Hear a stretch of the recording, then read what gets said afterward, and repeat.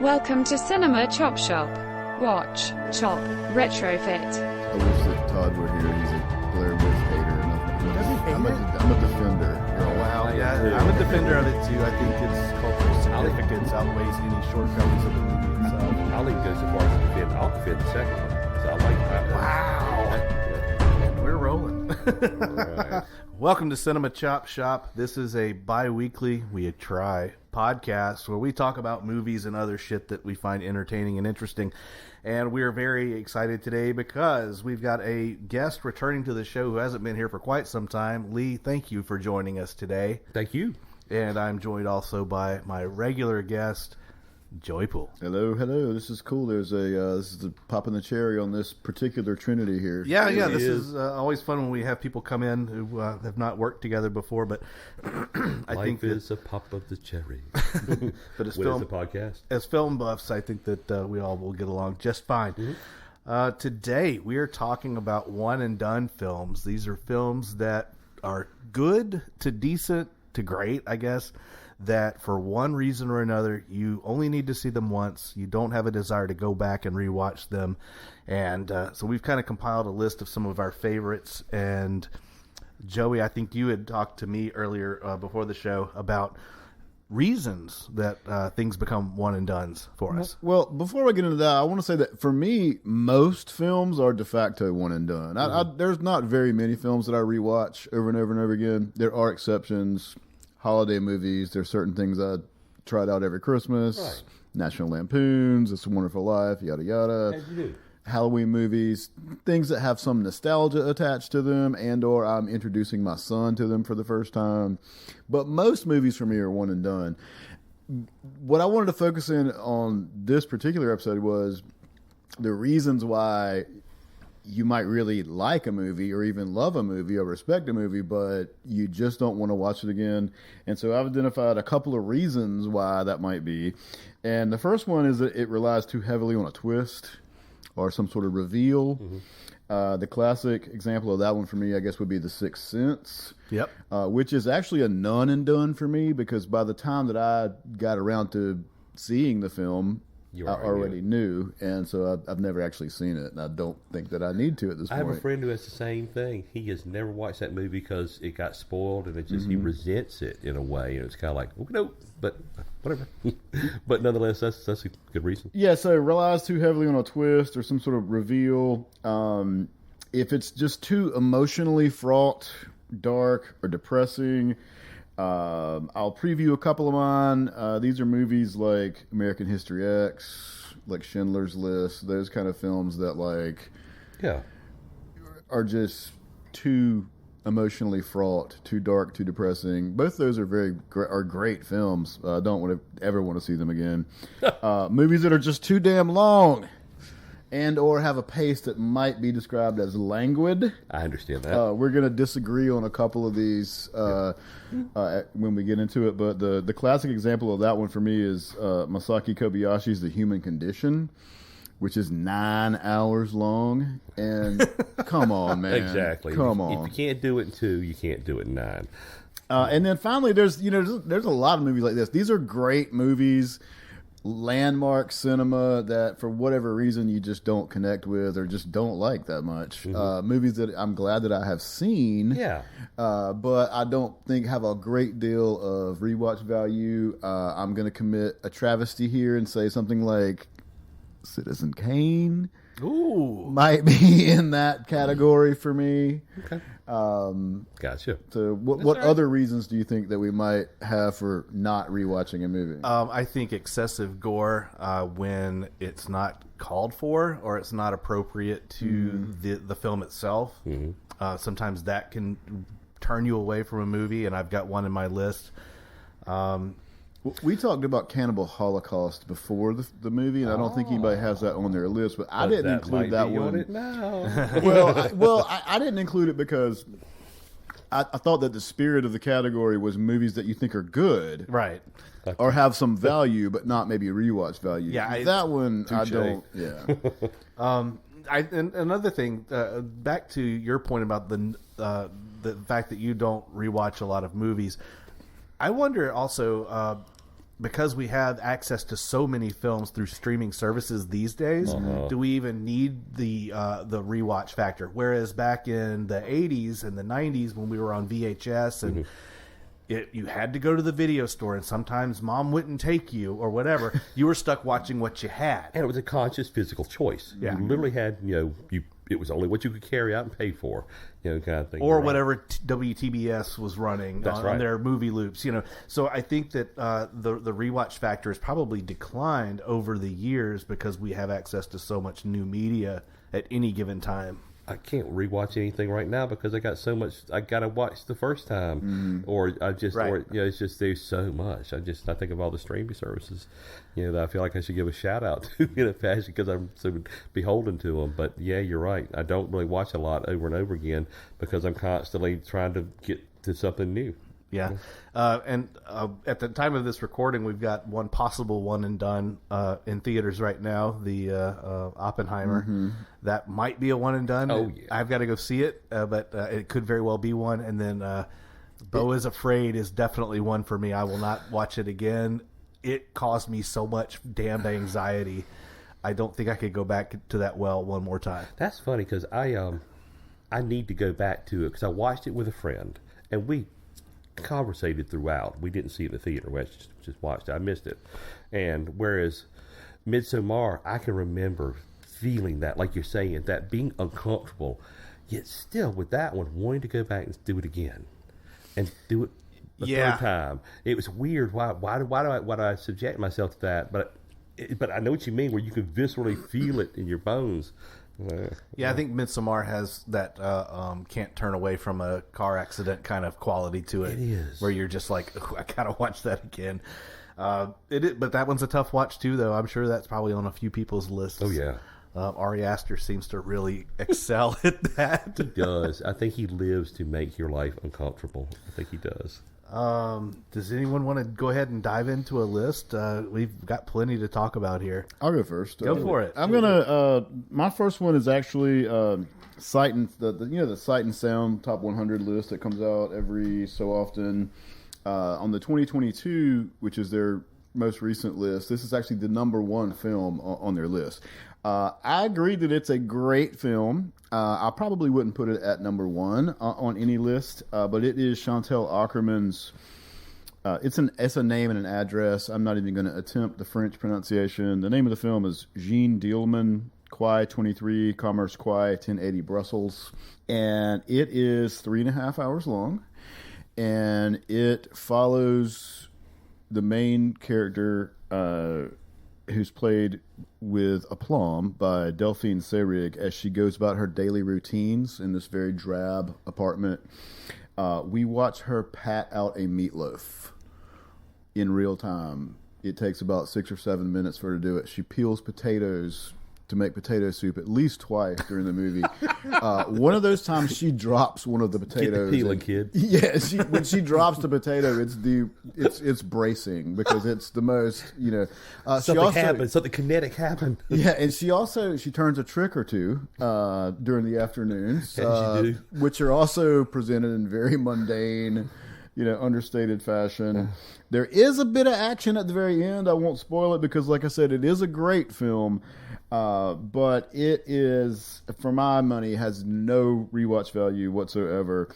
But one thing, I've just found this out today. It was her debut film, Chantal Akerman, and the chutzpah that it took to put this out as your very first movie.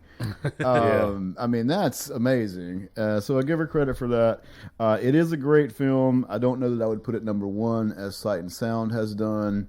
But it's kind of a hallmark of feminist cinema. She made it with an entirely female crew. And it's a very, feminist story, if you can call it a story. It's a great film. Is it eminently watchable? Yes. Is it eminently rewatchable? Absolutely not. That when you told me about this, it reminded me of Wim Wenders' Until the End of the World, the uncut director's version, which stars William Hurt, rest in peace, and it's a great movie. But the uncut version is a full-on 4 or 5 hours long, It's a lot to take in. I've had this on my to watch list forever, and I've never had the wherewithal to actually. Yeah, it's you really have to kind of. It's like a sick day watch or something. That or divide it into chunks if you can, kind of deals. Lee, what have you got on your list? I'm going to go straight into the populist choice, which is A Clockwork Orange. Okay. I can watch Clockwork Orange again. I have watched it again, but it's one of those I didn't derive any true pleasure from it initially, but it's also, I get it. But there's so much more Kubrick I could watch that is just as depressing, but isn't as just brutal, just because it's just the sheer scope of the opening 30 minutes of it. And even then, and it flips around, and they do the same things to Alex, and Kubrick does this weird thing where it's like you feel empathy for him, or I guess, or you feel like that ain't right, and I was like, I don't want to watch him suffer any more than I wanted to watch the people at the beginning of it suffer. And so I got it, I got the point, but that's about as far as I really need to take it at this point. It's kind of like it's every once in a while I watch a documentary on Kubrick, and it'll have little clips of it, and it's like that's about as far as I need to go. So. This is one that I agree with you. And this is one that when I was younger, 21, 22 years old, I was just first getting into quote unquote serious cinema. Into cinema. I sort of worshipped at the altar of this movie. And I watched it again as an adult, maybe, 6 or 7 years ago. And it bothered me in a way that it didn't when I was younger. And I guess my just sensibilities had changed. But I can see that one. Yeah, it's funny you should bring it up because I've seen a couple of videos online of people talking about Clockwork Orange and how if you like this movie, you're just a fan of rape, and I was like, well, that's kind of distilling it down to a little too simplistically, but I like what Lee said was about the flip-flop of the fact that you do have this despicable character who the tables turn and you somehow pull empathy out of it. It's no better watching it happen to him than it was to anybody that he did the same things to. There's definitely one that I've watched it more than once, but it's not one that I would pull off the shelf to go back again and again and again. Same here. And it's an interesting movie because it looks so different, especially if you can take it coming off of 2001 Space Odyssey, which is clean and pristine and perfect. Yeah. And the Clockwork Orange it's not quite as snuffy as, let's say, Texas Chainsaw Massacre, which looks like a snuff flick in my opinion. Right. Oh, I might have that one. That might hit the list. But because that's another one that's hard to watch, is because there's something dirty about A Clockwork Orange. It just and then he flips it back around. I know we're talking about it. He flips it back around with Barry Lyndon, where it's pristine and perfect. It's kind of like it's Stanley Kubrick's dirty little secret movie, in a way. Anyway. The first one I've got on my list is, and I kind of seem to have like a theme for destruction on my list. I like that. But Henry, Portrait of a Serial Killer from 1986, directed by John McNaughton, who directed Wild Things. Yeah. Of all things. But it stars Michael Rooker, Tracy Arnold, and Tom Tolles. This is Rooker's first big role. And we talked about it on the show before, but it is the very loose interpretation of the story of Henry Lee Lucas, the serial killer. He lives with his friend Otis Toole. Yeah, and he has a girl living with them too. And you talk about tension, you keep wondering through the whole film, is he going to kill her? But he goes and does his murders, and he takes his friend with him and kind of makes him an accomplice and shows him the ropes. Yep. It's grim. It is. It is just like, and so many times serial killer movies sensationalize it. Right. To where it almost becomes sexy, to be a fan of a serial killer. It walks a thin line. And this movie does not. This movie is so mundane and sad and depressing and desolate. And ugly. Yeah. It's There's nothing. There is really nothing about the life of a serial killer that you should fucking celebrate. Good. No, I'm sorry. That's the only person you have any empathy for is the girl, and she is like swimming in sharks. Yeah. The whole time. You feel it. So here's the test. I have not seen this movie. Would you suggest that someone watch it the first time, even though you're... Oh, 100%. Okay. Absolutely. 100% because of just the reasons I just listed. Right. It gives you this very real world kind of look of what it must be like to be in that... white trash world. Completely, white trash world, very freaky, just the fact that you're a killing machine, and You have no empathy. there's nothing about your life whatsoever that has redeeming qualities. So since you haven't seen it, I appreciate you mentioned that. The scene that messes with me most, Sean, has got to be the videotape. Oh yeah, Watching one of the crimes. Back it up. yeah. Oh God! After watching the tape, you'll see. Oh, it's a tough watch. It's definitely you'll be done with it when you're done with it. Mm-hmm. I'll save this for when I'm in an emotionally secure place. Definitely. Yeah. Desolate is the word I would use just for the emotions and. All right, Joey, what have you got next? My next one is, I think, going to be a controversial one. People love this movie, and I do think that it's good, borderline great. It is Uncut Gems, the Safdie brothers film starring Adam Sandler, who turned in a rightly lauded performance, I think. I mean, it's hard to believe that this is the same guy who did Hubie Halloween close thereafter. Hubie Halloween is a movie that I unwittingly watch over and over and over again because for some reason my wife and my son love it, and we watch it like multiple times every Halloween. Bless your heart, sir. Yeah. Bless your heart. Yeah, so y'all are familiar with this movie. Oh, yeah. Sandler plays a gambling addict. He's a jeweler named Howard Ratner, which is like a Dickens style name because it sounds like the character. Doesn't it, though? I hadn't thought about that. That's brilliant. His performance is like nails on a chalkboard, and he nails it. He does a great performance. The movie also features one of the most grating scores I have ever heard in my life, and it's loud. The only time that I watched this movie, I thought something was wrong with the sound on my television because the score, especially at the beginning, is turned so loud, and it's just grating, synthesizer score. It's a great movie. It's also noteworthy, I think, for Kevin Garnett. Yes. Turning in probably the best non-actor athlete performance. He's playing himself, but he does it really well. It's all about, a rare black opal that becomes the center of this, sort of mafia intrigue and whatnot. And it's 135 minutes. It feels like 3 days.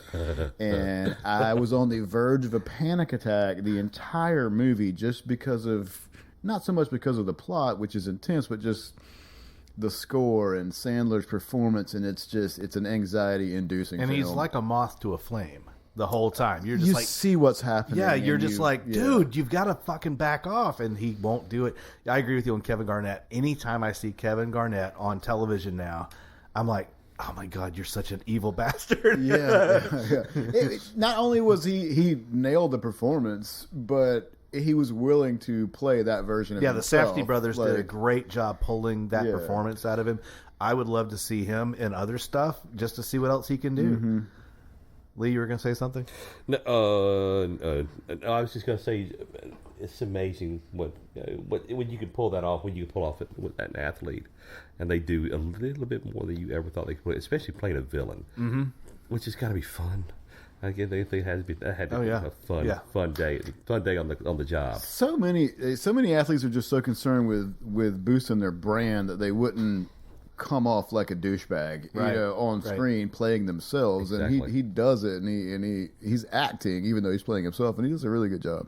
Yeah, I agree. But that's interesting that's a one and done for you.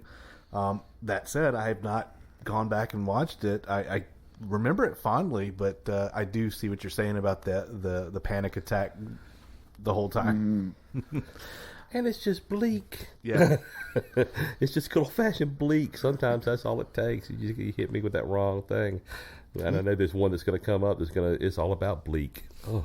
Well, Lee, hit us with one. Okay, this is one that might throw everybody off a little bit, but Garbage Pail Kids. I hate that fucking movie. I fucking hate that movie. Saw that in theaters. I actually saw that in Rockingham, North Carolina. There used to be a couple movie theaters there. And one of them was the Plaza Twin. And I'd become friends with, basically we're kind of owned by the same people.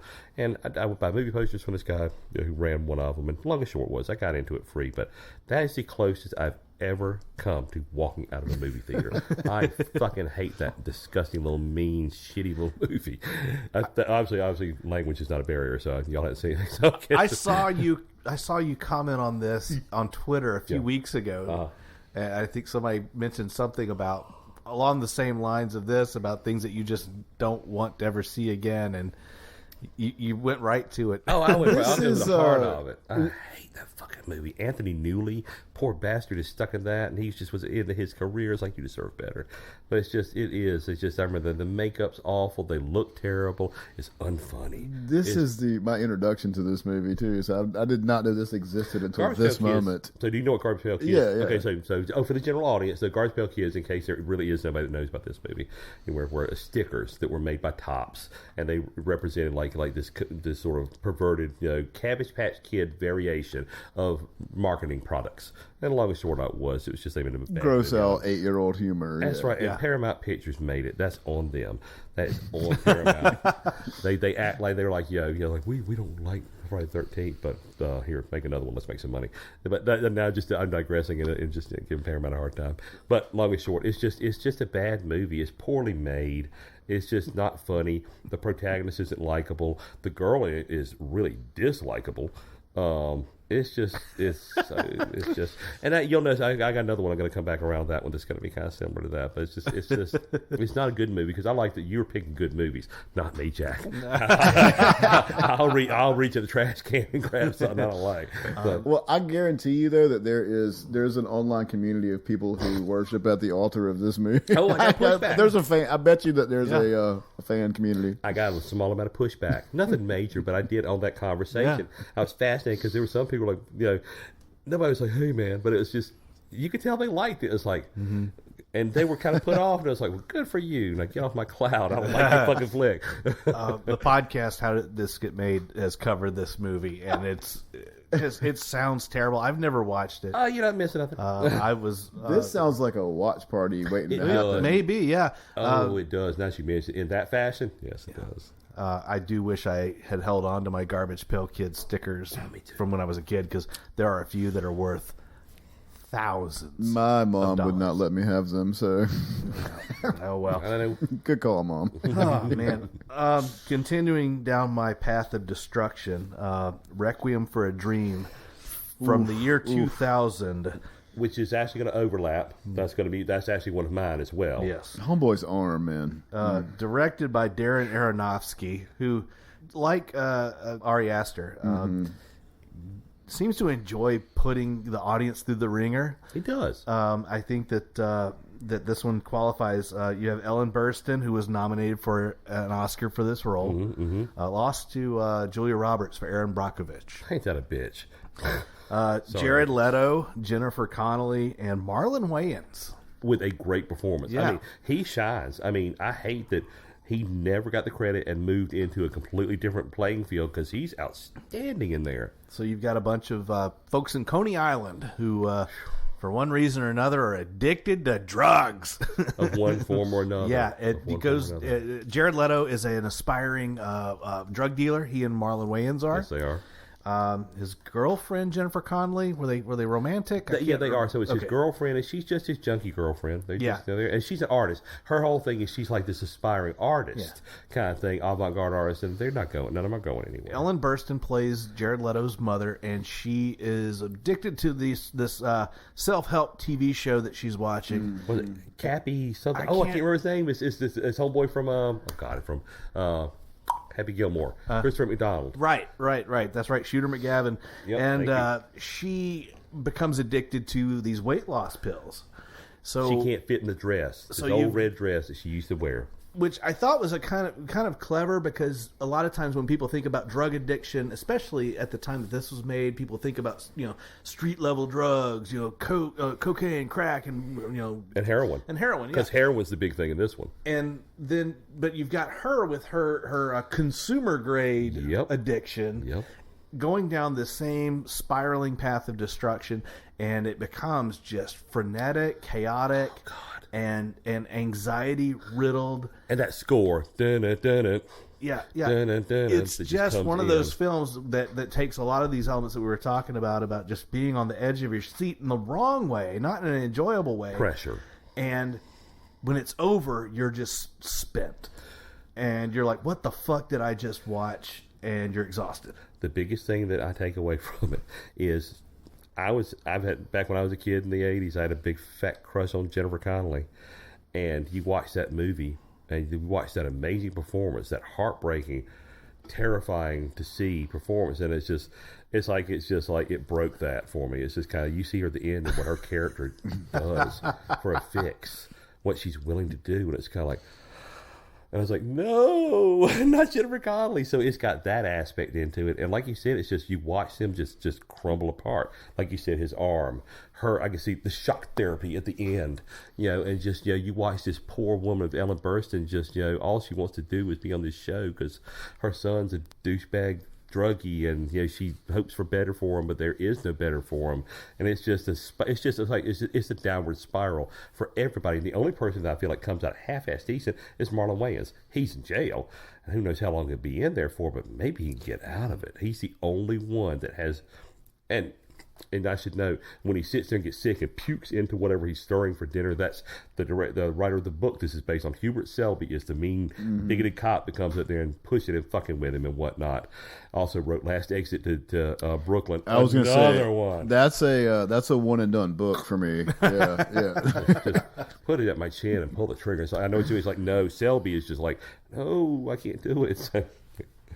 So yeah, that one for me is probably, if I had to name one out of my entire list of one and dones, that is one, because it is that emotionally exhausting journey that you're just so done with by the finish of the film. Aronofsky kind of specializes in the one and done genre, I think. Oh yeah, I don't think I've ever watched Black Swan a second time. Yeah. I don't think I have. And I can think Pi.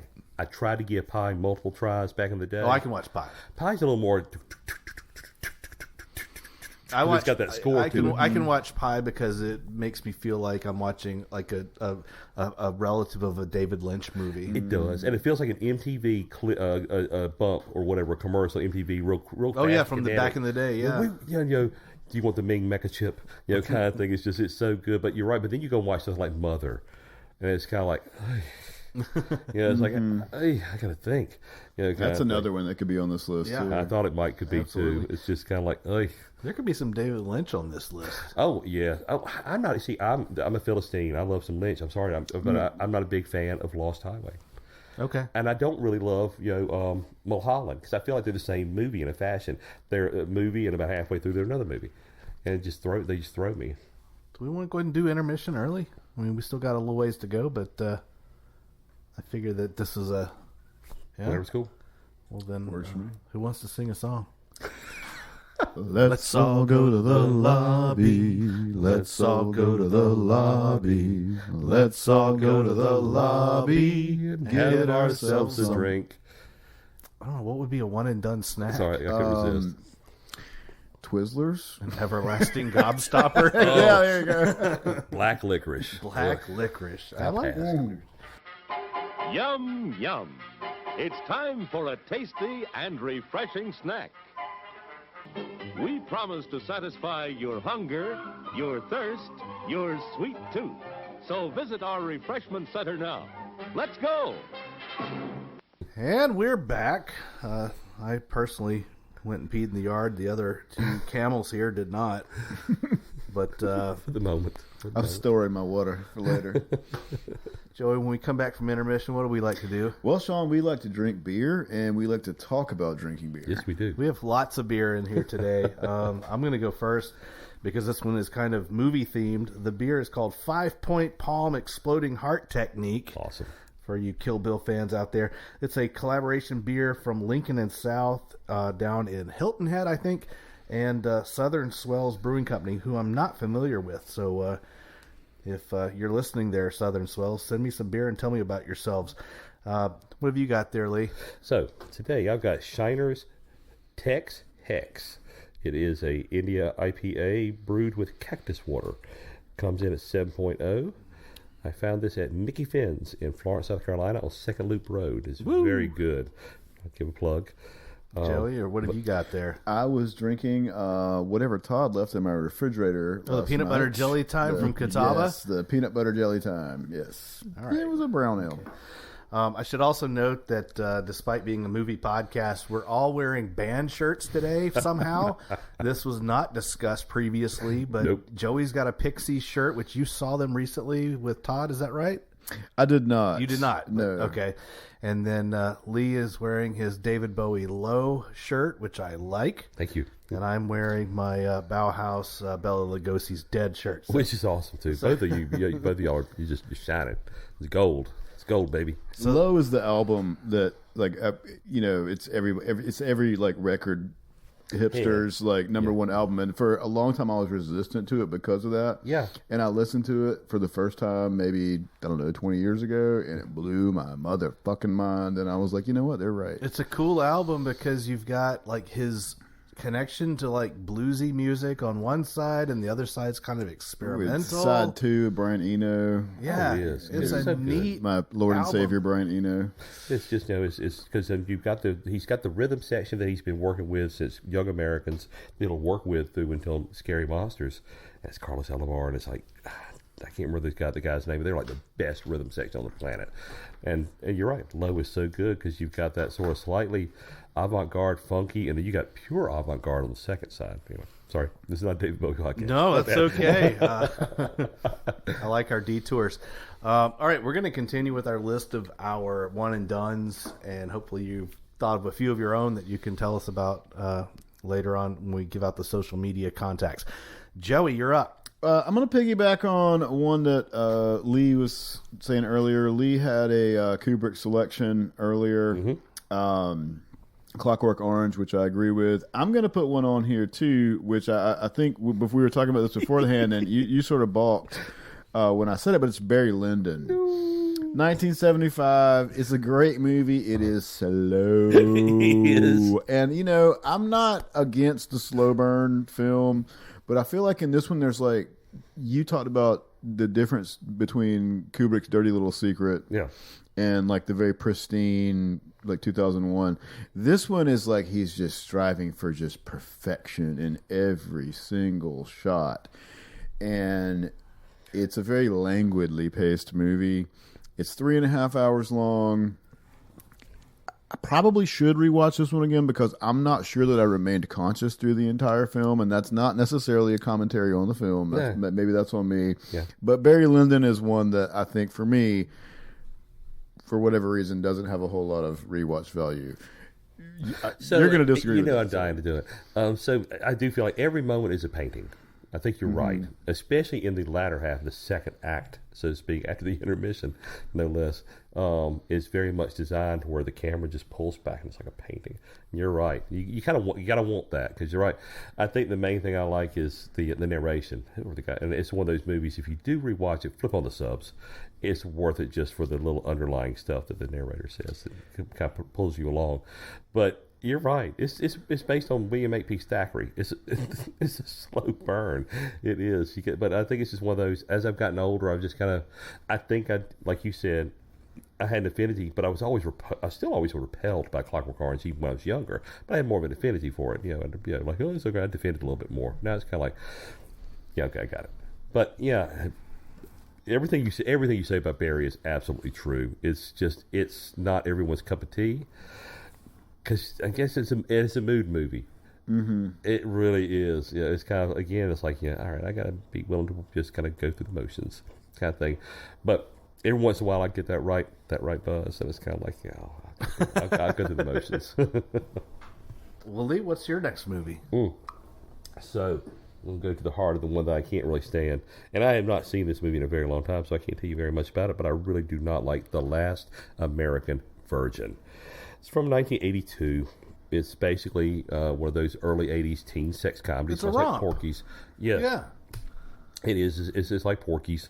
And the core of it is you've got this group of dumb guys. They get these little adventures, and they're all trying to get laid. It's all about that. And the main character falls in love with this girl that goes to high school with him, played by the lovely Diane Franklin, who I had a very big crush on. Love Diane Franklin. From Better Off Dead. And of course Amityville 2, which is another skeezy one. I don't really watch it much either. It's And Bill and Ted's Excellent and Bill Adventure. Ted's, but I would love to have her on the show. Oh, She's I'd love for you to have her on the show. freaking great. And she's so awesome. And she plays the girl that he falls in love love with. And all right, I'm going to go ahead and spoil this real quick. So the quick and dirty of it is that she's not really interested in him. She's interested in one of his friends, who's the Lothario of the bunch. That guy gets her pregnant. And so then our main character, out of duty and just because he's in love with her, takes her and helps her get an abortion, which is fine. I don't have a problem with that. But 5 minutes later, practically, they go to a party, and it appears that they're finally together. He's in love. He's pulled her out of the fire, got her what she needed to get, and he walks around the corner, and there she is making out, kissing the guy that got her pregnant. And he is just, our main character's heartbroken, and they're sad because they've been caught. And he leaves, and he gets in his car, and he drives off, and tears are streaming down his face, and the fucking credits roll. And that shit pisses me off. It always pissed me off. And it's like, what? That's it? That's your resolution, your denouement to this movie that's just basically a dumb sex comedy? You're going to take a serious stance to it? I'm like, fuck you. I just do not like that movie. That's another category for reasons why it might be a one and done, is the ending that you just really, really hate. Yeah, the gut punch ending. Well, Yeah, I was also going to say that I haven't seen this movie, but those types of films, those 80s sex romps, we talked about Revenge of the Nerds back in the day with Andrew. Those kind of movies tend to not age well. They don't. My wife and I, and it's funny that we love 16 Candles from John Hughes. I love 16 Candles. It's still hilarious. It's still funny, but there's all kind of, especially in our modern world, especially in the post-Me Too We call movement. that sexual assault now. It really is. Ted may have been so drunk, but he still took advantage of the high school prom queen. Even if she doesn't mind that he did, it's still sexual assault. And it's kind of like, man, it's so fucking different now. It really is. It's like, just think about the what we went through and how times change. Good pick, man. I hate that fucking movie.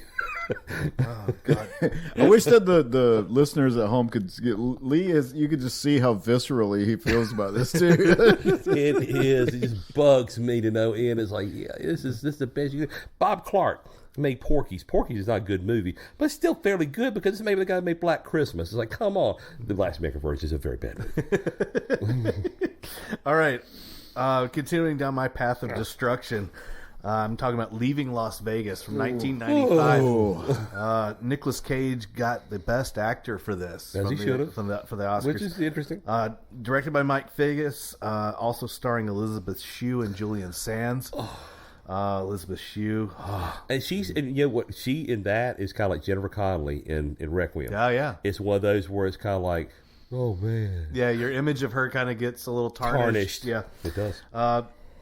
Nicolas Cage plays a writer who has lost everything due to his alcoholism, and he's decided to go to Las Vegas to drink himself to death.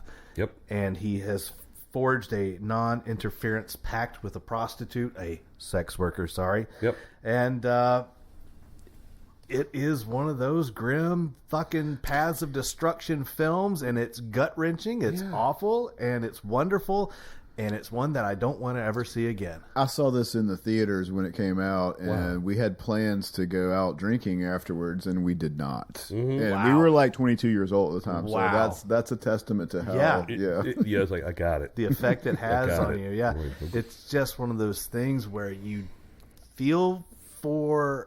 I felt more for Elizabeth Shue, I guess. I do too. Because she has to witness it. Yeah. You're bearing witness to this, and you've made this agreement, but you obviously realize that this wasn't the best idea, and yet everything's set forth, and we can't change course at this point. She's still probably the best person that could be with him. He's going to do this no matter what, and that's what's messed up about it is. But she's the best circumstance could give him to deal with it, but like you say, she has to bear witness and she has to live with it after. And as a result, that's a one and done for me. I don't need to see that again.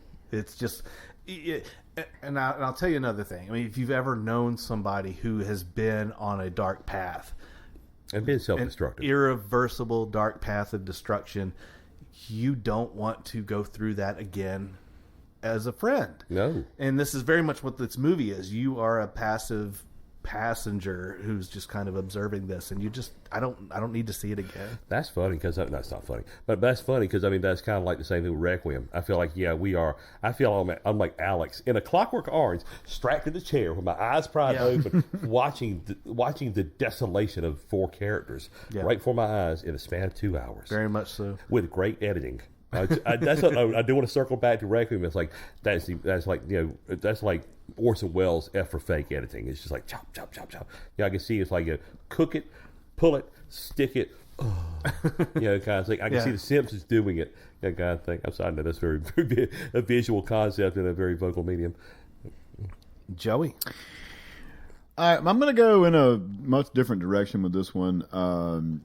This one would fall into the category of movies that are just too emotionally fraught to return to. This is Grave of the Fireflies. Oh, yes. Studio Ghibli, I believe. It is. Yes, sir.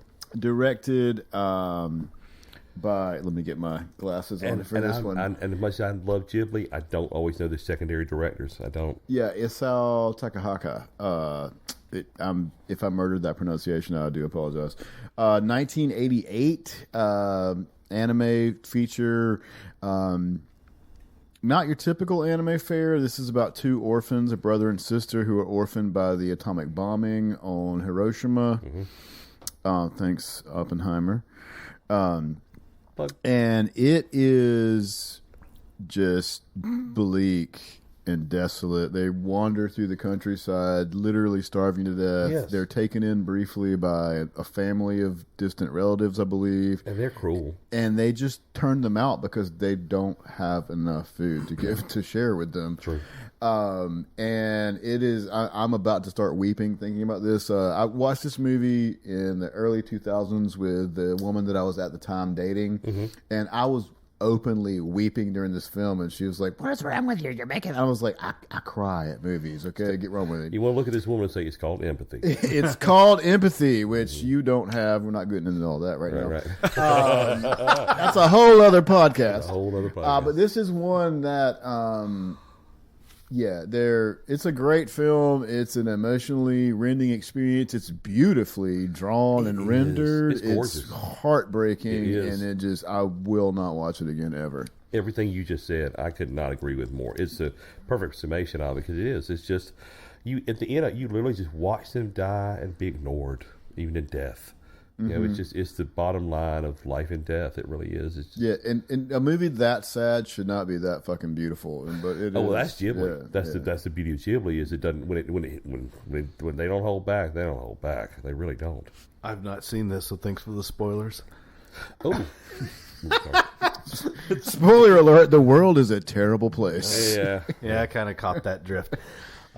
Lee, what you got next? All right, what have I got? Let me see. I did have one. So I don't really. So I've got a kind of so I didn't prepare as well as I should, but I've got a bit of a jumble of kind of movies that I probably either haven't seen or really am not a fan of watching again. And so I think about movies like Martyrs or a Serbian film. I've not seen that, but I've heard and read enough to make me not want to watch it. That's it's its own separate category. I feel like it's kind of like, I'll watch most anything, but at a certain point, I will draw a line. It's kind of like, I am here to have fun. I'm here to enjoy the experience, or at least even like say like Midsommar, where it's kind of like maybe it's not the most enjoyable experience in a way, but there must be something that keeps you coming back. There's something in it that gets those neurons firing. But there's certain ones it's like I can't do it. Well, it's kind of like when you approach a dog that's frothing at the mouth, and you're like, I probably shouldn't touch that. Audition is another one. Audition is another perfect example. It's kind of like, it's just so brutally, perfectly graphic. It's kind of like, I got it, kind of thing. Even this is not even at the same level, but I think like Halloween by Rob Zombie. It's just a dirty, ugly movie. I don't want to watch it again. Well, but probably the progenitor of all of this is the poster on the wall that I'm looking at right now, which is the Texas Chainsaw Massacre. I'm sure I'll watch it again. But I'm not one of those people that really likes Texas Chainsaw Massacre. I love a slasher all day long, 24/7. But it's just a dirty, grubby, snuff-looking flick. And it's... Go. No, I was going to say, you said snuff film. I think that was the moment when horror stopped being fun. Yep. And I'm glad Todd's not here because we would probably come to blows at this point. He is a disciple of the Texas Chainsaw Massacre. But I think that's the move. You said the word snuff film, and it feels like that. It does. It's obviously it's not, but that's the move. And I've seen the movie. I'm not saying that I hate it, but I do think that's the moment when horror stopped being fun. Or a certain brand of horror, a certain genre of horror stopped being fun and started being more about depravity than Hills Have Eyes. which is a great film too. God, screw it. I'll watch this one again. Last House on the Left. That's my fifth one. Yeah. Fuck it. I don't want to watch it again. I got it. Yeah, It's another one. I got it. I was going to say that was going to be. I was going to add that, and then I Spit on Your Grave. Those kind of all fit in the same kind of. Yeah. I appreciate revenge horror. I appreciate it, just like I appreciate cannibal horror. But again, it's just not always my cup of tea. We mentioned earlier. You're not going to rewatch it like you would a Nightmare on Elm Street, Cannibal or something Holocaust, where you're kind of getting some chuckles along the way and some. We discussed that earlier. Cannibal Holocaust. I can appreciate it for what it is, but I'm not really going to go back and watch it again. And I definitely got to probably skim it if nothing else. Yeah. Kind of things like just for the obvious animal stuff. But Who's next? Is it me? it's you. I believe so. Do it. All right. Well, speaking of horror films, I'm going to go with The Passion of the Christ. It is From 2004, directed by Mel Gibson, starring Jim Caviezel and Monica Bellucci. Woof. Indeed. Hubba hubba. 3 Oscar noms for this movie. It focuses on the last 12 hours of the life of Jesus Christ, Yeshua, as it was in the film. Yep. I saw this in the theater.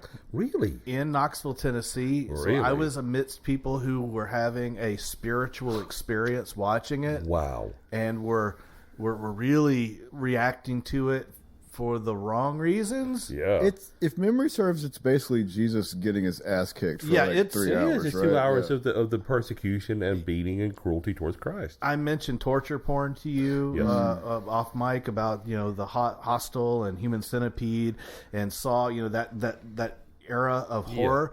This kind of fits right in there, and it came out around the same time. It does. You know, it really does. Where you yeah. have this couldn't agree really pornographic kind of obsession with flagellation and body horror that would kind of make Cronenberg go, huh. I agree, because you're right. Because I can see him putting it's one of those I've never seen it all the way through, but I've seen enough, and so I can see him putting the crown of thorns, and just it's just the bleeding and the body horror of it. It really is. This was the beginning of the public kind of awareness of Mel Gibson and where he stands politically, religiously, and it's Catholic torture porn. It is very much a pointing the finger at the Jews, and it's just not a good scene. And it's one of those movies that obviously, I mean, Yeah. you can't argue with 3 Oscar nominations. Oh, yes, So you can. there is merit Oh, to yes, you can. there's merit to the film, but at the same time, I don't Yeah. want to see it again. I didn't enjoy it. I can recognize that it was well made, but I would rather watch The Last Temptation of Christ over this movie. Absolutely. I mean, and that's not exactly a one I just. It's not. go back to That's the not well. one I watch over and over Go either. back to the well for that one a lot either. So. But this one was definitely a horror film, in my opinion. I did is. not understand the obsession with this and how some people can view it as an inspirational film. I remember when it came out and how there was just it made that bank. People came to it.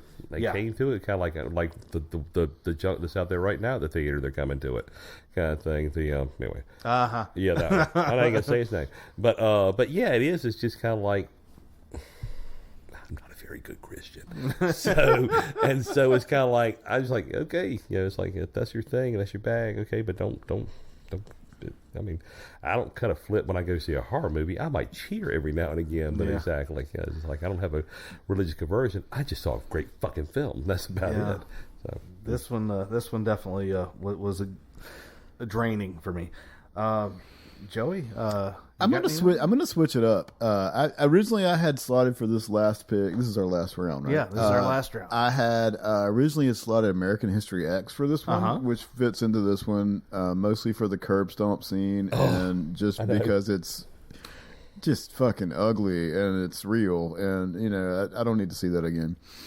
But I'm gonna switch it up and piggyback on that one. This is the movie that I just saw for the first time last night.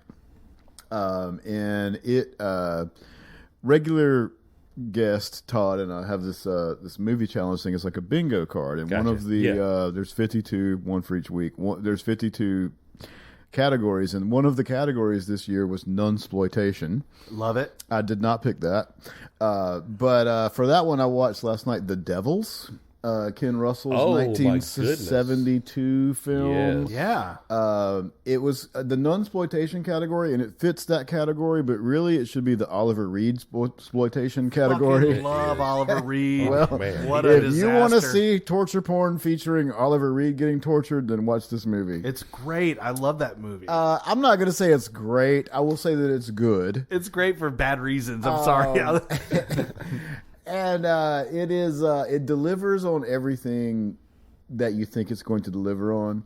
My problem with, like, quote unquote transgressive cinema, which this I think qualifies, almost always stuff that's self-consciously transgressive is more concerned with crossing boundaries and shocking the audience than it is with being good. Yeah. And I feel like this is kind It's of a like, very 70s thing anyway. yeah, and this movie has value. I was expecting like exploitation trash, basically, but it's a film, and it is not a film that I really want to watch again. Although I would watch a clip of the stuffed crocodile, which somehow shows up at one point. I don't even know what's going on with that, but it's more concerned with just a general air of batshit craziness. Yeah. And transgression than it is with being a good film. It still manages to be pretty damn good, and I would suggest that people watch it. I'll watch anything with Oliver Reed, though. He's good. He's like a Vanessa Redgrave He's like in a this movie, sweaty too. ham. If you ever get a chance, he is. Oliver Reed. You know, Stewie Griffin is based on Oliver Reed. I can see it. That makes sense. I can see it like it's Rex fascinating. Harris's voice, but it seems like I can see the Oliver Reed aspect of it. Yes, very much so. If you ever get a chance, a great Oliver Reed film that a friend turned me on to is called Revolver. It's Italian Polizio Tedeschi. It's Oliver Reed and Fabio Testi, and he's great too. And he pops up in another one. He pops up especially in what have you done to Solange? It was great, Charlie. Yeah, Oliver Reed. You should watch. You should go on YouTube and look up Oliver Reed interviews, like on like the Tonight Show. Yeah, or Mike Douglas or something like that. Sadly, the guy was an alcoholic, just a raging alcoholic, and it interfered with his ability to succeed in life. Yes. And Didn't he drink Keith Moon to death? About Yeah. just about. Yeah, I think so. Yeah, just what a sad tale. I know. I like that movie. I have not watched it a second time, but I did enjoy that one. That's the one where he's like the lusty He's a Monsignor or he he's is. a Cardinal. priest who gets accused No, of it witchcraft expects and railroaded politically. They're Yeah. sexually repressed nuns, And all the who nuns are crazy about him, right? yeah, and the nuns are mostly naked for like the And that's third based and fourth act of the movie. So this is yeah. based on loosely based on a true story. I think last podcast on the left covered this. Really? And the true story is fascinating. Wow. Because it has to do with group mass hit like a mass hysteria, Yeah, where they start thinking things that aren't real, but they all buy They all into believe it. Yeah, exactly. They all believe it. Also known as religion. This thing, this also, I love that. This also reminds me of almost like The Beguiled. You know, Clint Eastwood or Don Siegel's The Beguiled, where he's the Confederate soldier who's wounded. Like he winds up in it's much more tame, but he winds up in the care of a bunch of girls at a boarding school, a Southern boarding school. Y'all never seen this, really? I have It's not. great. Yeah. It's trippy. It's a trippy The Beguiled? The Beguiled is like 71. It's either Clint Eastwood directed it or it's Don Siegel, who was kind of his mentor. Yeah. And the long and short of it, it's good. It's Vera Miles. It's trippy. It ends up, and it's just on a weird, another side note, and it was not a success, really. Sophia Coppola did like a remake of it about 5 years ago. Oh. It had a decent sized cast kind of thing, but it's kind of, and I'm sure it was a little more edgy. But The Beguiled's a trippy Clint Eastwood movie. Okay. It's kind of like double feature that and Play Misty for me. There you go. Oh, I like Play Misty for me. They would fit. That's a twisted movie. It is with Jessica Walter. All right. Well, Lee, you're up with another suggestion for the list. Irreversible. Gaspar Noé's Irreversible. The movie essentially goes from the beginning to the end, from the end to the beginning, and you watch this desolation of these three characters, which all starts with this horrible rape of Monica Bellucci, and it is long and it extended, and that's my biggest thing. I have trouble with rape in movie. I realize the point, and that's it. And but we're all empathetic. I feel like as your audience is as well. It's kind of like it's just hard to watch, Yeah. kind of thing. And there's a really really tough rape scene in that, and it's just drainingly depressing because you watch these people start out at the worst point, and then you end the movie at their best point, and it's like, oh shit, that's fucked up. It's kind of like almost like Memento, but without. Memento doesn't have a happy ending, but without that sort of sense of I don't know.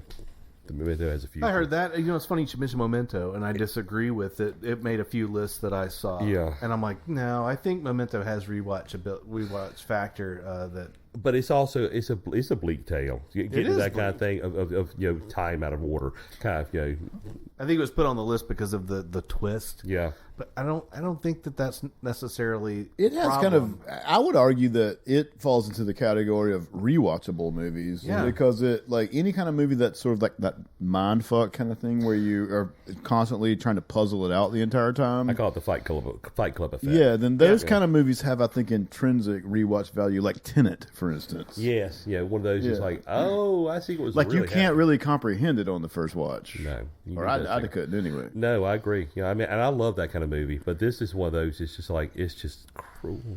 And it's just, and Gaspar Noé is one of those kind of directors. I've done a little bit of research on his other films. It's like one of his other ones called oh god, I can't remember what it's called. But basically, you've got this group of dancers.